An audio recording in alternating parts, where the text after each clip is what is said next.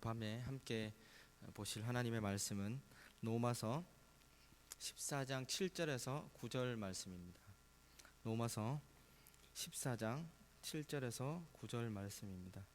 우리 한 절씩 나누어 읽고 마지막 절을 함께 읽도록 하겠습니다. 제가 먼저 읽겠습니다. 우리 중에 누구든지 자기를 위하여 사는 자가 없고 자기를 위하여 죽는 자도 없도다. 우리가 살아도 주를 위하여 죽어도 주를 위하여 죽나니 그러므로 사나 죽으나 우리가 주의 것이라.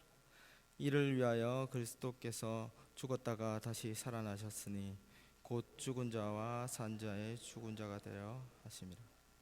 아멘. 오늘 우리가 함께 읽은 본문 말씀은 우리가 너무 잘 아는 말씀입니다. 주님께서 우리의 인생의 주인이 되신다는 말씀이죠. 또 우리의 목표와 우리의 이유가 주님께 있다는 것을 잘 드러내는 말씀입니다. 그것을 잘 말해주는 말씀이 오늘 본문 말씀인데요. 오늘 본문 말씀은 로마교회 성도에게 교회 성도에게 말하고 있는 사도 바울의 말입니다.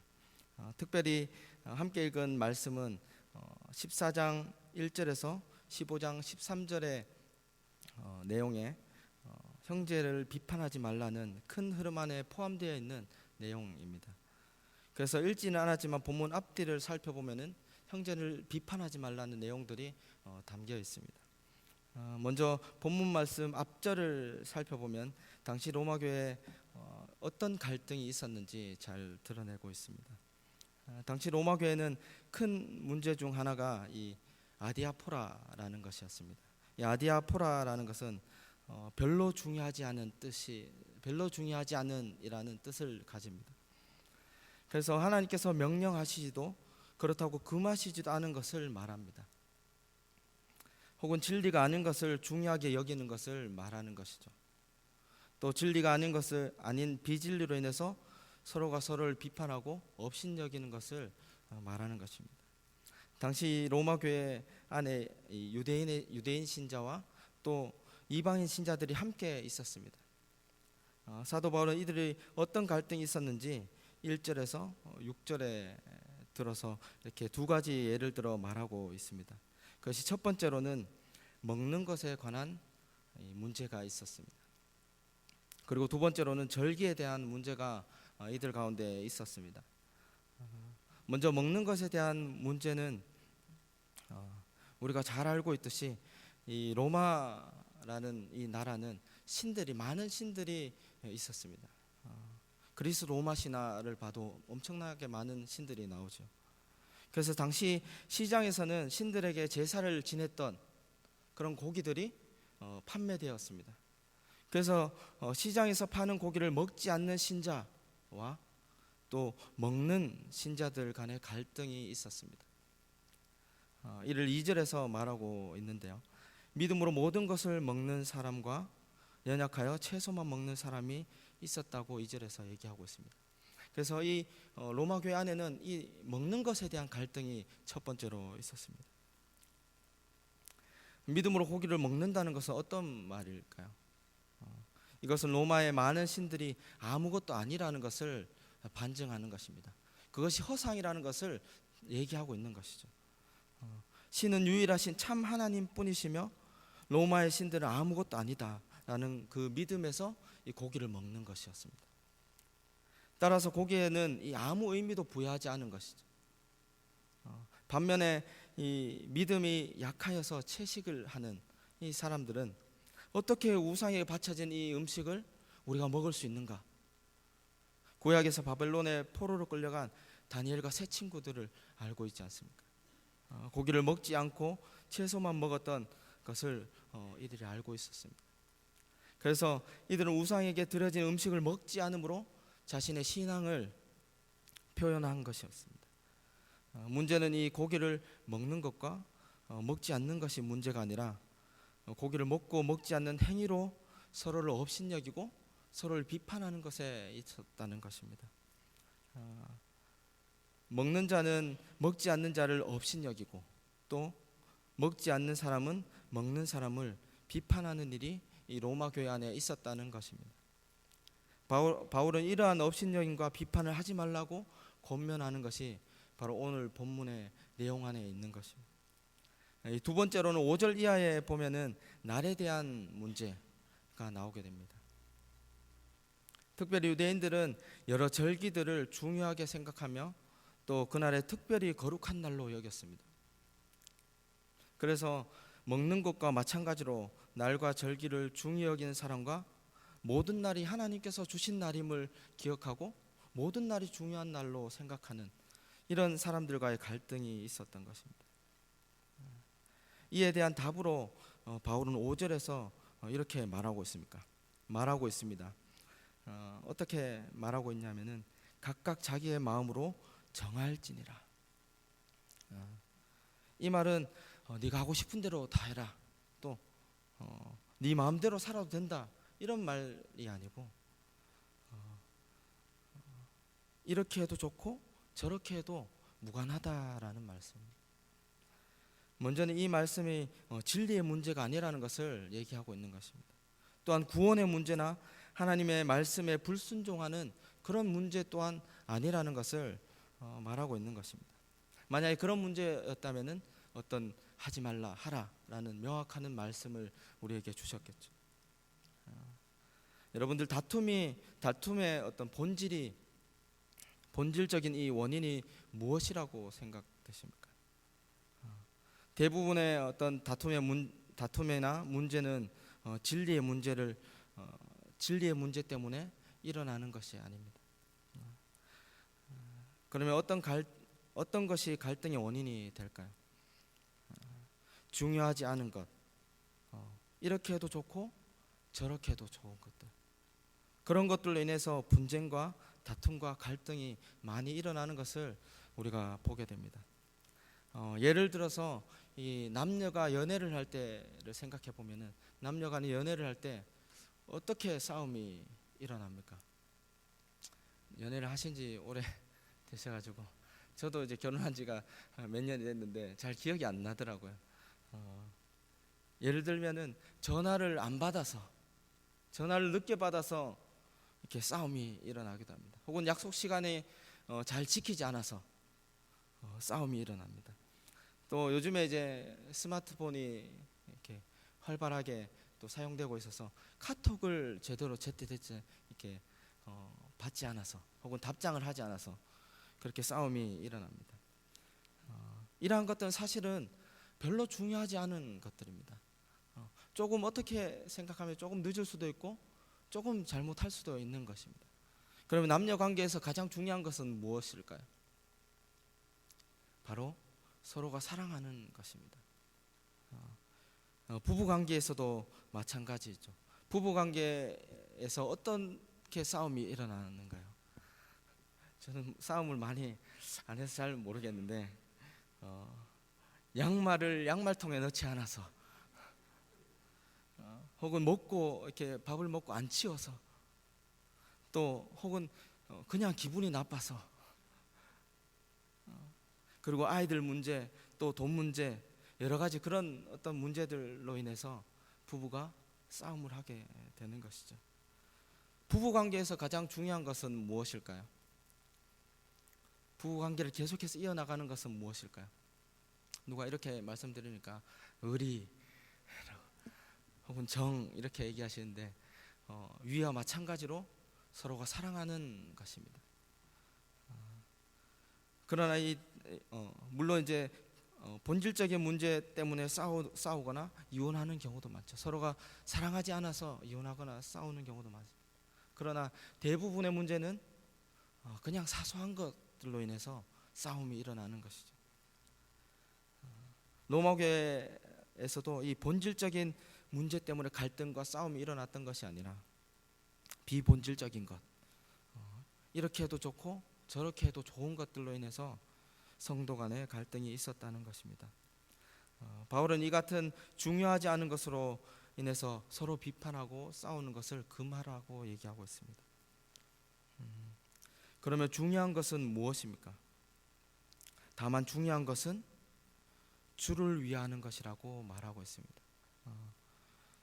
우리가 함께 보진 않았지만 6절을 함께 살펴보면은 이렇게 나와 있습니다. 나를 중히 여긴 자도 주를 위하여 중히 여기고 먹는 자도 주를 위하여 먹으니 이는 하나님께 감사하며 먹지 아니하는 자도 주를 위하여 먹지 아니하며 하나님께 감사하느니라. 8절에서도 반복해서 나옵니다. 우리 8절을 함께 합독해서 읽겠습니다. 우리가 살아도 주를 위하여 살고 죽어도 주를 위하여 죽나니 그러므로 사나 죽으나 우리가 주의 것이로다. 바울은 나를 중히 여긴 자도 주를 위하여 하고 또 자유롭게 먹는 자도 주를 위하여 반대로 먹지 않는 자도 주를 위하여 행하고 먹는다는 것을 말하고 있는 것입니다. 로마교회 신자가 서로 업신여기고 비판하는 문제는 도덕적인 문제나 혹은 죄에 대한 문제가 아니었습니다. 이렇게 해도 괜찮고 저렇게 해도 괜찮은 문제로 서로 비판하였다는 것입니다. 그래서 바울은 중요한 것은 행동이 아니라 행동을 하도록 하는 동기라는 것을 로마 교회에게 알려주고 있는 것입니다. 먹는 자도 하나님께 감사하며 먹지 않는 자도 하나님께 감사한다는 것은 모두가 하나님의 영광을 위하여서 한다는 것을 말하는 것입니다. 다시 말하면 먹는 자도 먹지 않는 자도 같은 마음으로 한다는 것이죠. 바울은 그것을 알려주고 있는 것입니다. 다른 마음으로 다른 길을 가는 것이 아니라는 것이죠. 같은 마음으로 같은 길을 걸어가고 있고 말하고 있다는 것을 얘기하고 있습니다. 같은 주를 섬기며 같은 믿음으로 우리가 함께 걸어가고 있다는 것을 말하고 있는 것입니다. 이것으로 서로를 확인할 때 아까 전에 부부가 싸울 때 그 해결이 서로의 관계, 서로의 사랑을 확인할 때 칼로 물베듯이 그것이 아무것도 아닌 것이 되는 것처럼 이 믿음의 관계, 또 함께 걸어가는 이 관계, 함께 주를 섬기는 이것을 우리가 확인할 때 칼로 물베듯이 아무것도 아닌 것이 되는 것입니다. 이 말씀과 또 연결해서 고린도전서를 살펴보면 고린도전서 10장 31절에 이렇게 나와 있습니다. 그런즉 너희가 먹든지 마시든지 무엇을 하든지 다 하나님의 영광을 위하여 하라. 이 말씀은 신자의 삶의 바른 모습이 무엇인지 잘 말해주는 그런 말씀입니다. 여기서 먹든지 마시든지 무엇을 하든지라는 것은 예배를 드리고 말씀을 읽고 기도를 하는 것은 물론이요, 저녁을 먹고 커피를 마시고 길을 가고 사람을 만나고 일을 하고 운전을 하고 아이를 키우고 잠을 자고 일어나는 일상의 모든 것들이 다 주를 위하여서 드려져야 되고 하나님의 영광을 위하여서 해야 된다는 것을 말하고 있습니다. 로마교회 신자들은 하나님께 감사함으로 하나님의 영광을 위해서 행동했음을 바울이 진술하고 있는 것입니다. 따라서 성경에서 벗어나지 않고 또 죄가 아닌 것은 서로 용납하라는 것을 얘기하고 있는 것이죠. 용납하지 못함으로 교회의 한몸됨을 깨지 말라는 것이 바울의 말씀인 것입니다. 또 7절에는 이렇게 나와 있습니다. 우리 중에 누구든지 자기를 위하여 사는 자가 없고 자기를 위하여 죽는 자도 없도다. 여러분, 하나님을 알지 못하고 예수님을 믿지 않는 사람은 무엇을 위해 살아갈까요? 예수님을 믿지 않는 사람은 무엇을 위해 살아갈까요? 그것은 자기를 위해 살아갑니다. 자기 자신을 위해서 살아갑니다. 공부하는 것도, 직장을 다니는 것도, 돈을 버는 것도, 또 운동을 하는 것도, 쉬는 것도, 먹는 것도, 그 모든 것이 사실은 자신을 위해 살아갑니다.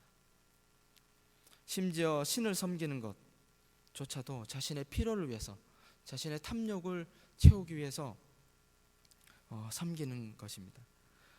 또 남을 돕는 것도, 남에게 선행을 베푸는 것도 자신의 자아를 실현하기 위해서 남을 돕는다는 것입니다. 어떻게 보면 모든 사람이 자기를 위해서 살아가는 것이 당연한 모습일 것입니다. 그것이 세상의 모습인 것입니다. 아담의 원죄로 인해서 온 인류가 하나님의 주인 되심을 잃어버렸기 때문입니다. 그래서 하나님을 알지 못하고 예수님을 믿지 않는 사람은 누구나 예외 없이 자신을 위해 살아갈 수밖에 없습니다. 그러나 바울은 로마 교회에 말하기를 우리 중에 누구도 자기를 위해 살아가는 자가 없고 또 자기를 위하여 죽는 자도 없다라고 말하고 있습니다. 다시 말하면은 우리가 다 주를 위하여 살고 주를 위하여 죽는다는 것이죠. 어떤 문제를 해결할 때 해결책을 이렇게 내릴 때 정확한 것이 좋습니다. 가령 예를 들면은 음식을 먹는 것이 어떤 음식을 먹는 것이 좋다, 또 혹은 나쁘다, 또 모든 날이 중요하다, 혹은 어떤 날이 특별히 더 중요하다, 그렇게 로마 교인들에게 얘기해 주면은 더 쉽게 이해되고 또 수긍이 될 것입니다.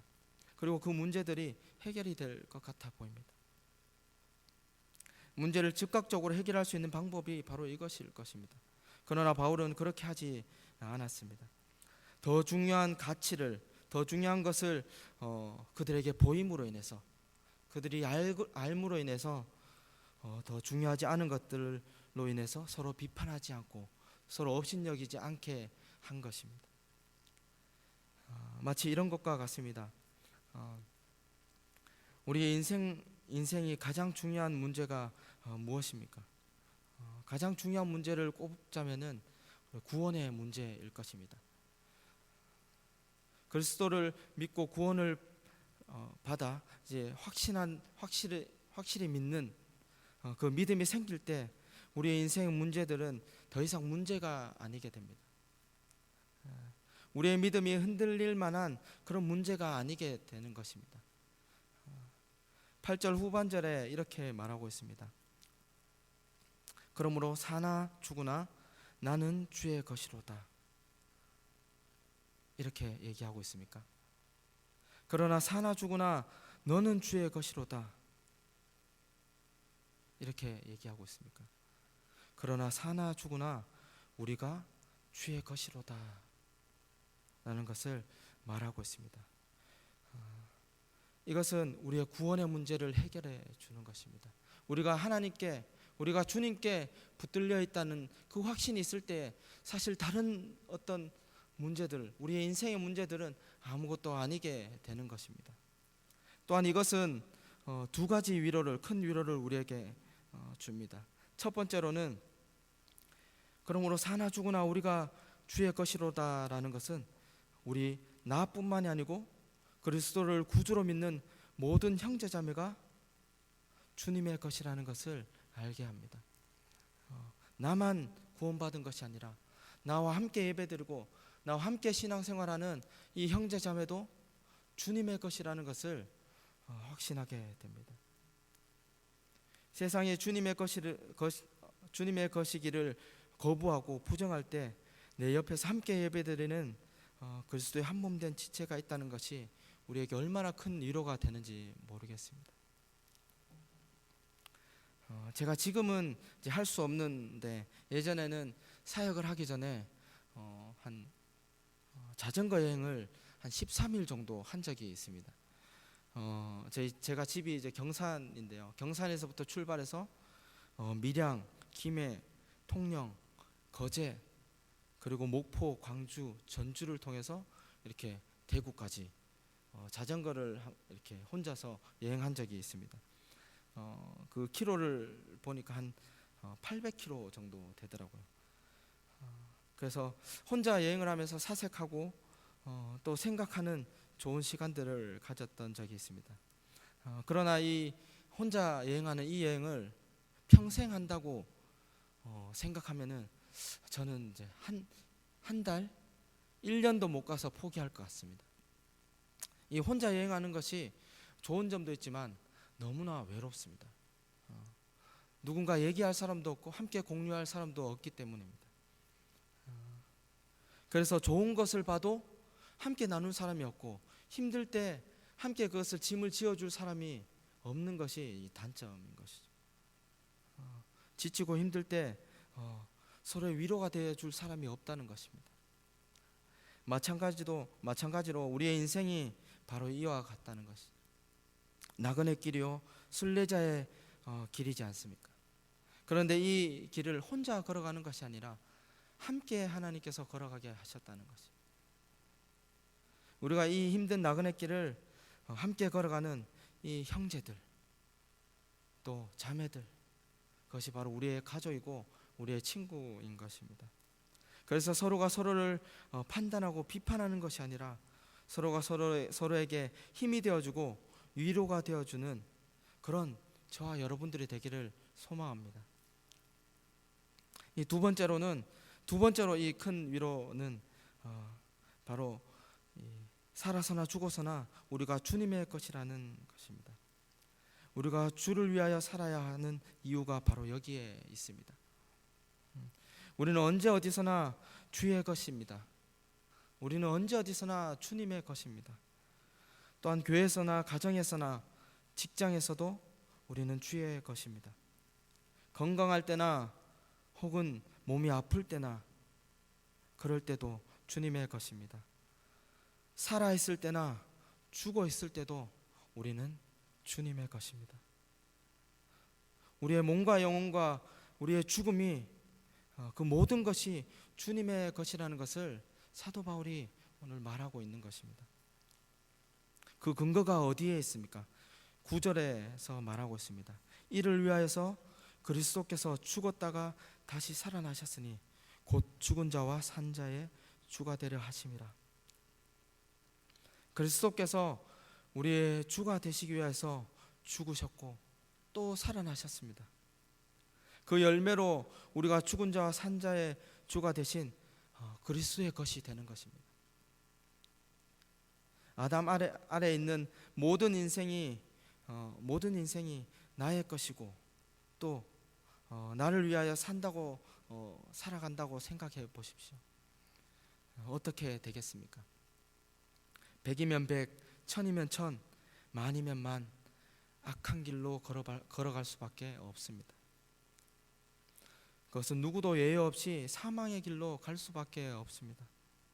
그러나 그리스도께서 우리의 구주가 되시고 우리의 인생의 주인이 되신 것이 우리에게 얼마나 큰 위로가 되는지요.